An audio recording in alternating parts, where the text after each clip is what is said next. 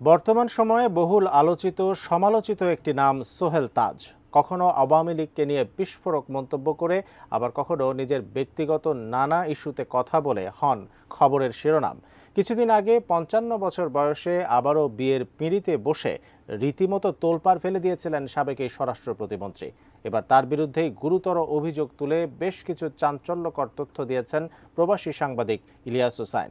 কি সেই তথ্য জানাচ্ছেন সহকর্মী শাহাদাত রিফাত। মন্ত্রী মহোদয়কে ফোন করলাম, সাহারা খাতুন। উনি আমাকে বললেন, বাবা এটা তো আপা দেখছেন। আমি থামি নাই, আমি প্রাইম মিনিস্টারকে কল করছি, ওনাকে একই কথা বলেছি।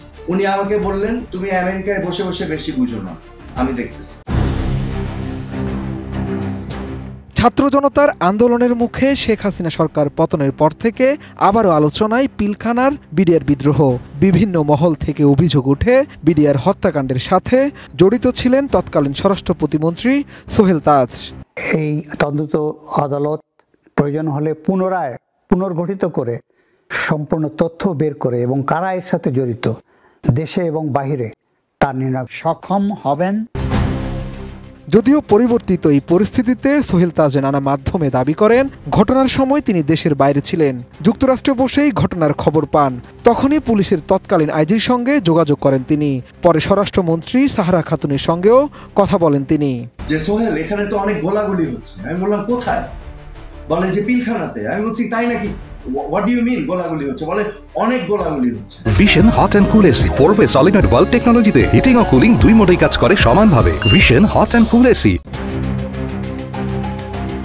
শুধু তাই নয়, ঘটনার দিন এক পর্যায়ে তিনি তৎকালীন প্রধানমন্ত্রী শেখ হাসিনার সঙ্গেও কথা বলেন।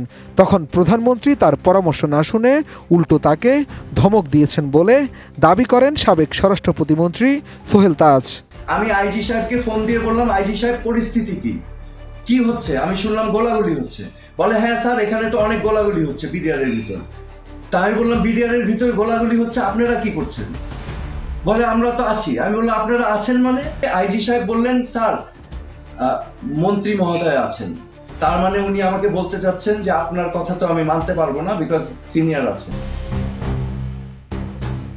অভিযোগের বিষয়ে সোহেল তাজের দাবি, বিডিআর বিদ্রোহের সঙ্গে কিছু মহল তাকে জড়াতে চেষ্টা করছে।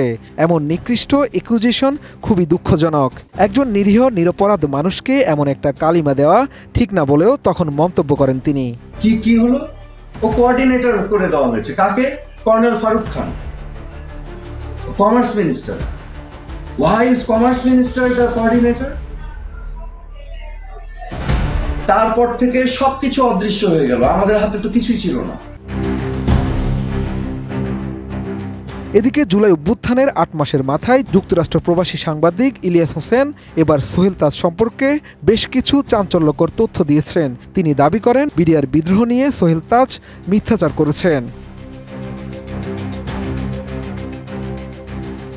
মূলত ২৩ ফেব্রুয়ারি সামাজিক যোগাযোগ মাধ্যম ফেসবুকে দেয়া এক স্ট্যাটাসে ইলিয়াস দাবি করেন, পিলখানা হত্যাকাণ্ডের সময় সোহেল তাজ লন্ডনে ছিলেন বলে জানালেও প্রকৃতপক্ষে তিনি সিলেটে গিয়ে সেখান থেকে হেলিকপ্টারে ঢাকায় ফিরে আসেন এবং গোপনে অবস্থান করেন।